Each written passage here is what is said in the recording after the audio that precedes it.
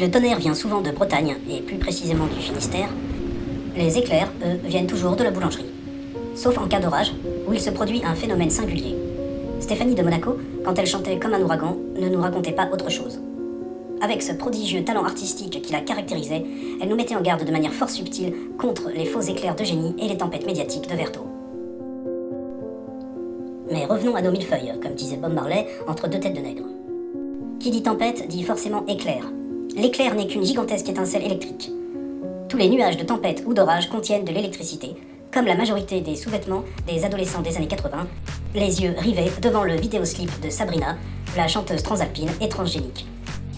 Parfois, lorsqu'il y a une très grande quantité de cette électricité, elle éclate sous forme d'étincelles géantes, exactement de la même manière qu'un sous-vêtement de jeune un peu trop tendu pouvait exploser à la vue d'un clip de Samantha Fox, pour rester dans les années néné. Et les années neuneux. Cette étincelle géante se propage d'un nuage à l'autre, aussi facilement et rapidement qu'une idée lumineuse peut germer d'un seul coup dans la tête d'un producteur de lait, voire d'horrible, à l'heure de la traite. Parfois, l'étincelle frappe la Terre et réchauffe l'air sur son parcours. Ce brusque échauffement de l'air a pour effet de le dilater, et en se dilatant, l'air réchauffé se heurte à des couches d'air froid. Ce choc donne alors naissance à une grande vague qui déferle dans le ciel.